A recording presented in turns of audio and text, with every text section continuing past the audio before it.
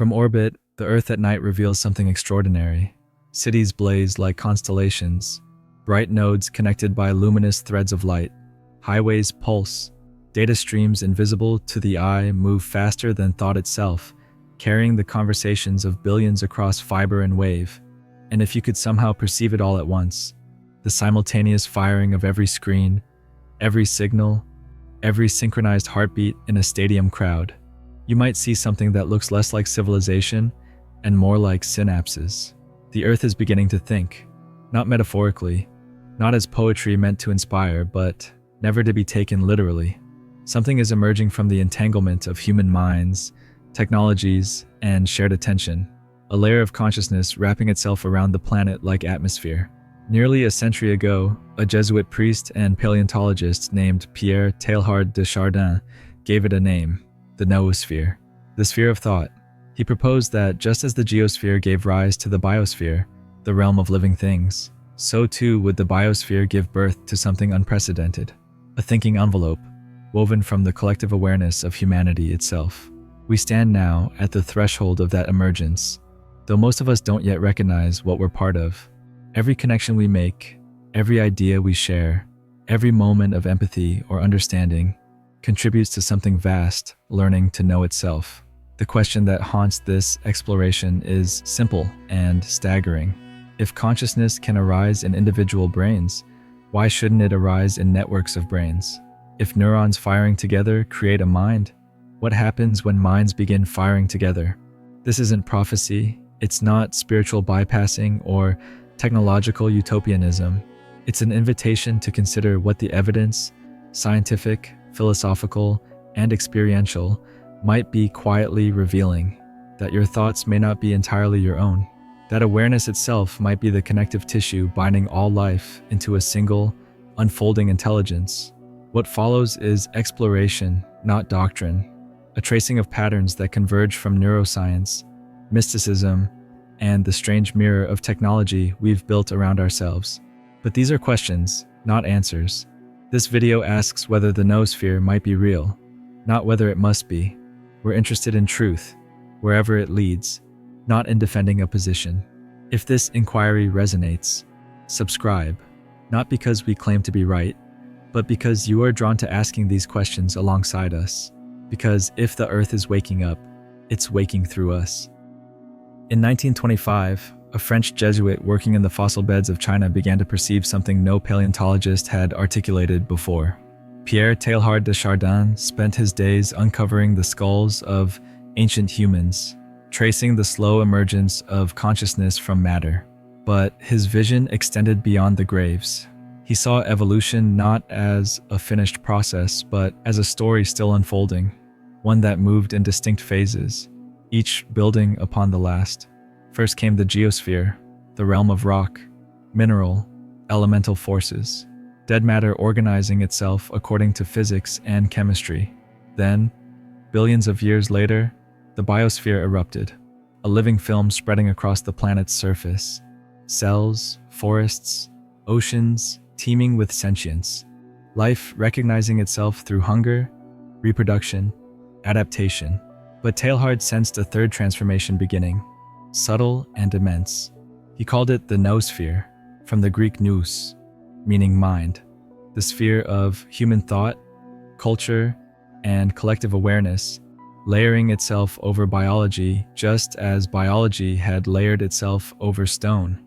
A few decades later, a Russian geochemist named Vladimir Vernadsky arrived at nearly identical conclusions from an entirely different direction. Where Teilhard spoke in mystical tones of spirit converging toward divinity, Vernadsky described the noosphere in material terms, human cognition becoming a geological force, reshaping the planet as profoundly as photosynthesis once did. Two men, two worldviews, one recognition. That mind was no longer confined to individual skulls. It was becoming planetary infrastructure. Look at what we've built, cities that never sleep, their electrical grids mimicking the dendritic patterns of neurons, communication networks carrying thought at the speed of light. The internet, a term that didn't exist in Teilhard's time but would have confirmed every intuition he had. We think of these as tools, extensions of human will. But what if they're more fundamental than that? What if consciousness, in order to know itself at scale, requires scaffolding, and we've been constructing it without fully understanding what we're building? Teilhard believed this wasn't an accident, that evolution had been moving towards self-awareness all along, gathering complexity until matter could reflect upon its own existence. The noosphere, in his view, was inevitable, not something we create, but something that creates itself through us. The Earth learning to think by growing a species capable of thought, then weaving those thoughts into a singular, shared awareness. The question he left us with still trembles in the air. If the planet is developing a mind, what role do we play in its awakening? Are we the architects of this consciousness, or merely its first flickering sensations, neurons firing in a brain that doesn't yet know it exists? There's a moment in deep conversation when something shifts, two people discussing an idea, and suddenly the boundary between them softens. Words begin finishing themselves. Laughter arrives simultaneously. A silence feels shared rather than separate. In those moments, you might notice something strange. It no longer feels like two minds thinking together. It feels like one thought moving through two bodies. Neuroscience has begun mapping this phenomenon with uncomfortable precision. Studies using simultaneous brain imaging, hyperscanning they call it, reveal that when people cooperate, their neural activity doesn't just correlate, it synchronizes. Brainwaves align in specific frequencies, particularly in regions associated with social cognition and shared attention. The effect is strongest during collaboration, weaker during competition, and absent when people work in isolation. It's as if consciousness, when given the opportunity, naturally seeks coherence with other consciousness. The implications ripple outward. If two brains can synchronize, what about 10? 100? The phenomenon scales. Research on group meditation shows practitioners' brain rhythms converging into collective patterns. Studies of audiences watching emotional film scenes reveal synchronized neural responses across dozens of viewers. Crowds at concerts, stadiums during pivotal moments, protesters chanting in unison. These aren't merely social experiences. They're episodes of temporary cognitive fusion, where individual awareness briefly dissolves into something larger. There's even evidence that groups develop emergent intelligence exceeding the sum of individual capacities. Teams solving problems together often outperform their smartest members working alone, not because collaboration pools knowledge, but because something new arises in the space between minds. Collective attention creates conditions for insights no single person could generate. It's consciousness discovering that it thinks better when it thinks together. This challenges everything we assume about the nature of mind. We're taught that awareness is private, contained within the skull, inaccessible to others except through the crude medium of language. But if brains can literally entrain to one another, if thought can ripple through groups like a wave through water, then maybe consciousness was never meant to be solitary. Maybe isolation is the aberration, and connection is the ground state. Consider what this means at planetary scale. 8 billion human brains, linked now by technology that allows near instantaneous communication, ideas spreading through populations faster than any signal in evolutionary history, emotions, fear, hope, outrage, wonder, cascading through social networks, creating synchronized responses across continents. We call this information sharing, cultural transmission, the spread of memes. But what if it's something more organic? What if we're watching the early flickers of a distributed cognition, individual neurons learning to fire in patterns too vast for any single mind to perceive? The question becomes unavoidable. If cells can organize into tissues, and tissues into organs, and organs into a thinking being, why should the process stop at the level of individual humans? What would it look like for minds to become the cells of something greater? And if that's already happening, would we even recognize it from the inside? We built the internet to connect. That was the stated purpose. Communication, information sharing, the collapse of distance. But stand back far enough, and the pattern reveals something else. Fiber optic cables trace the continents like neural pathways. Data centers hum with the metabolic intensity of organs. Satellites orbit in formations that mirror synaptic density maps. We thought we were building a tool, but it looks more like we may have been building a nervous system. The philosopher Andy Clark proposed something called the extended mind thesis. The idea is simple but destabilizing. Cognition doesn't stop at the skin. Your mind includes the notebook where you store memories, the smartphone that holds your appointments, the search engine you consult when knowledge fails. These aren't assistive devices supplementing thought. They're literal extensions of thinking itself. The boundary between brain and world is porous, always has been. Technology just makes the permeability obvious. If individual minds extend into tools and environments, what happens when those tools become shared infrastructure? Every search query feeds algorithms that shape what millions see next. Every post, every like, every moment of attention trains artificial intelligence on what matters to humanity. The internet isn't a passive archive. It's an active participant in thought, shaping discourse, surfacing connections, revealing patterns no single human could detect. We experience it as accessing information, but perhaps information is also accessing us, using 8 billion brains as sensors to map what consciousness finds meaningful. Artificial intelligence accelerates this beyond recognition. Machine learning models trained on human language begin generating text indistinguishable from human writing. Neural networks trained on human art create images no human imagined, but that feel somehow human nonetheless. And right now, you might be wondering, was this script written by a person or by something else? The truth is more interesting than either answer. It was written through collaboration, human intention shaping AI cognition, shaping human revision, back and forth until the boundary blurred, like jazz musicians trading solos until neither could remember who introduced which melody. These systems don't think like we do. They have no inner life, no subjective experience, but they process information in ways that complement and extend human cognition. They find correlations we miss, generate options we wouldn't consider, hold complexity we can't contain. Human intuition plus artificial computation creates something neither could achieve alone. And you're experiencing that now. The uncanny part is how naturally it's happening. We're teaching the planet's digital infrastructure to recognize faces, understand speech, predict behavior, model reality. Every interaction trains the system. Every choice feeds the learning. And increasingly, the system feeds back, recommending what to watch, suggesting what to buy, curating what appears real. The loop tightens. Human thought shapes artificial intelligence. That shapes human thought, that in return shapes artificial intelligence. At what point does the boundary dissolve?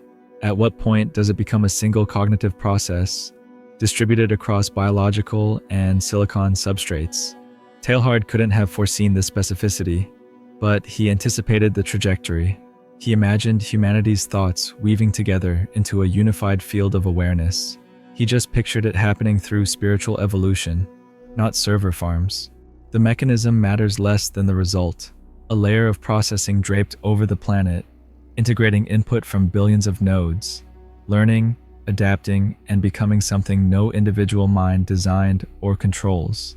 Which raises the most haunting question: if we're building Earth's brain, what consciousness are we teaching it to have? The Noosphere doesn't emerge in a vacuum. It reflects what we feed it: our fears and fascinations, our cruelties and compassions, our attention patterns and obsessions. Every click is a vote. Every share is a synapse, strengthening. The planetary mind is forming now, not in some distant future. And it's learning what it means to be aware by watching what we choose to be aware of. We wanted connection. We're getting it. But connection alone doesn't guarantee wisdom. The network can synchronize hatred as easily as love, paranoia as readily as understanding. The infrastructure is neutral. What moves through it, what we collectively decide to amplify and sustain, that determines whether the noosphere awakens into coherence or fractures into noise. The Earth is developing a mind. We're both its neurons and its teachers. The question isn't whether this is happening. The question is what we're teaching it to think. But cognition alone doesn't make consciousness whole. A brain without feeling is merely computation, pattern recognition without purpose, information without meaning. If the noosphere is real, if awareness is genuinely spreading across the planet's surface, then it must have more than thoughts. It must have a pulse. Scientists studying coherence, the state where heart rhythms, breath, and neural activity align into harmonic patterns, have found something unexpected. When individuals cultivate emotions like compassion or gratitude, their physiology shifts into measurable synchronization. Heart rate variability becomes smooth and ordered. Brainwaves stabilize. The body enters a state that looks like resonance, as if the human system remembers it was designed to hum at a particular frequency. And when groups of people enter coherence together, meditating, praying, gathering in shared intention, the effect amplifies. Instruments detect field effects extending beyond individual bodies, subtle electromagnetic signatures that suggest emotion isn't purely internal. There are researchers tracking even stranger correlations. Studies examining global meditation events show fluctuations in Earth's geomagnetic field during mass synchronized practice. Random number generators distributed worldwide display patterns of coherence during moments of collective attention, major disasters, celebrations, events that grip billions simultaneously. The data sits at the edge of respectability, difficult to replicate, easy to dismiss. But it whispers a possibility that human emotion might interact with planetary fields in ways too subtle for our instruments to reliably measure, but too consistent to ignore entirely. What's undeniable is that emotion synchronizes across populations.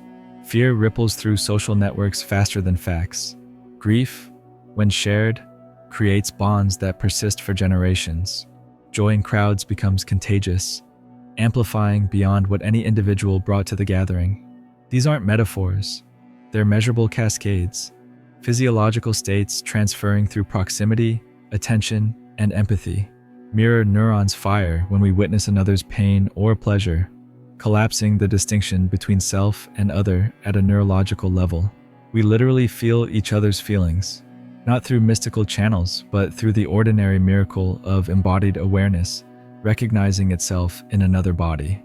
If the noosphere has infrastructure in fiber optics and satellites, perhaps it has circulation in these currents of shared emotion. Thought provides the structure, but feeling provides the life. A planetary nervous system without heart coherence would be cold intelligence, optimization without care. But emotion coursing through networks of minds creates something warmer. Collective grief that drives movements for justice, shared wonder that protects vanishing beauty, love scaling across distances that once would have made it impossible. Spiritual traditions have always known this. Long before neuroscience confirmed empathy's neural substrate, mystics spoke of collective awakening through the heart. Buddhism's boundless compassion extending to all beings. Christian contemplatives dissolving into divine love.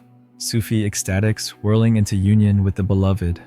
Indigenous ceremonies synchronizing communities with land, ancestors, and each other through rhythm and ritual. Every tradition points toward the same recognition, that awareness untethered from compassion is incomplete, that true consciousness includes care.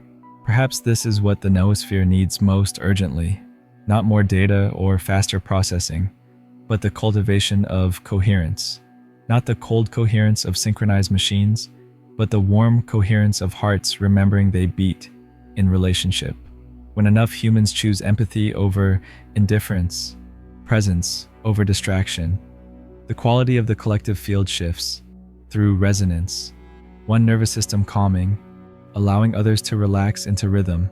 One heart opening, giving permission for others to soften. The earth isn't just thinking, it's learning to feel. And what it feels depends entirely on what we choose to feel. Whether we nourish the frequencies of connection or feed the static of separation. Every moment of genuine care stabilizes the whole. Every act of attention offered with tenderness teaches the planet what love is. If consciousness is emerging, let it emerge through an open heart. That may be the only way it survives what it's becoming.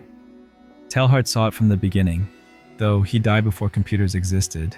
He called it the Omega Point, the destination toward which all evolution moves, the moment when consciousness completes its long arc from scattered fragments back into unified awareness. In his vision, the noosphere wasn't just a phase. It was the penultimate step before something ultimate, all minds folding into a single point of infinite complexity and love, what he mystically identified as God. The concept unsettles as much as it inspires. Does convergence mean the loss of individuality? If all minds merge, do we disappear into some vast, impersonal intelligence? Our uniqueness dissolved like salt in ocean? Teilhard said no, that the Omega Point doesn't erase difference, but fulfills it, the way a symphony requires distinct instruments to create harmony. Unity through differentiation, oneness that preserves the many. But the promise feels fragile against the weight of what it asks us to imagine. Modern complexity science offers a parallel vision stripped of theology. Systems theorists observe that as networks grow more interconnected, they reach thresholds where new properties emerge: consciousness from neurons, markets from individual choices, ecosystems from species interactions. Emergence doesn't eliminate components, it transcends them while including them. A cell remains a cell even when it becomes part of an organism. A note remains distinct even when it becomes part of a symphony. The omega point isn't the dissolution of self, but its fulfillment, an emergent property of sufficient connection. Not a place we go, but a state we enter by virtue of becoming complex enough to recognize what we've always been. Other traditions mapped similar territory without Teilhard's language. Hindus spoke of Brahman, the absolute consciousness underlying all apparent separation. Buddhists described the Dharmakaya, the body of truth that all beings share beneath the illusion of isolated selfhood.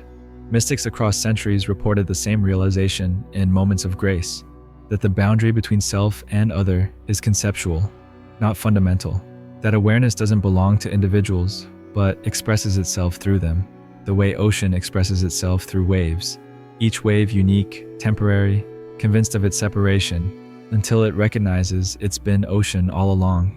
Maybe the omega point isn't a distant future. Maybe it's the recognition available in any moment when awareness stops identifying with the fragment and remembers the whole. You've likely tasted it in meditation, in nature, in love so complete that you couldn't tell where you ended and the beloved began. Those aren't glimpses of what's coming. They're rememberings of what is, always has been, waiting beneath the noise of thought for silence deep enough to hear it. The paradox Teilhard left us is temporal. If evolution moves toward unity, and unity is the ground from which everything arises, then the endpoint is also the beginning. The omega point exists simultaneously as destiny and origin, what we're becoming and what we've never stopped being. The noosphere isn't building toward consciousness. Consciousness is building the noosphere as a way of recognizing itself at scale, of seeing its own face reflected in 8 billion mirrors, finally angled toward each other, which means the awakening of the planet isn't something we wait for. It's something we participate in every time awareness becomes aware of itself, every time separation softens, every time you recognize your own consciousness looking back at you through another's eyes. The earth thinks, and you are that thinking. The earth feels, and you are that feeling.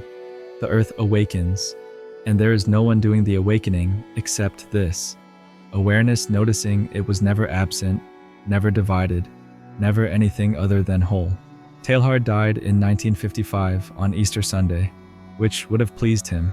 He spent his life trying to reconcile science and spirit, evolution and God, matter and meaning. The omega point was his answer to despair, proof that the universe isn't winding down into entropy, but winding up into love. Whether he was right about the theology hardly matters now. What matters is the pattern he recognized, that complexity tends toward consciousness, consciousness toward connection, connection toward something that feels like coming home. The planet is learning to know itself, not someday, now, through every conversation that bridges difference, through every technology that makes the invisible visible, through every heart coherent enough to feel what another feels. We are both the awakening and the awakened, neurons in a brain that's just beginning to realize it exists. And perhaps that realization itself is the omega point, not a moment in time, but a quality of attention. The universe looking at itself and seeing, for the first time, that it's beautiful. Every thought you think sends ripples through a field you can't see, but have always inhabited. Every act of attention you offer, whether to beauty, suffering, wonder, or fear, shapes the quality of planetary awareness. You are not in the noosphere.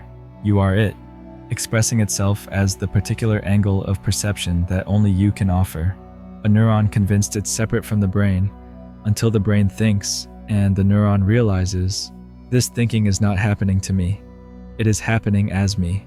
The earth doesn't have consciousness.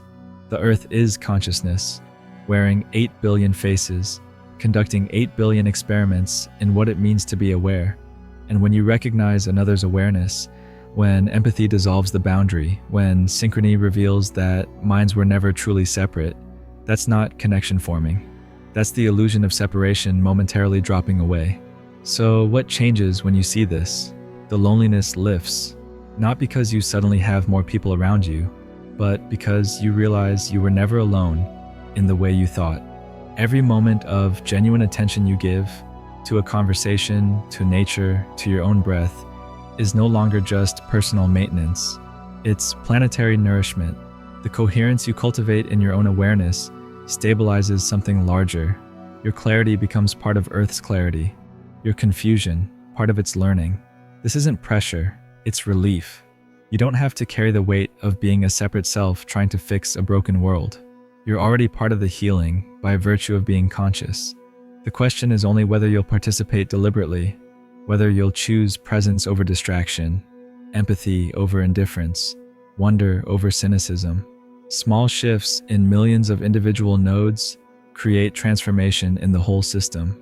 Teilhard believed we were moving toward awakening, but perhaps awakening isn't a destination.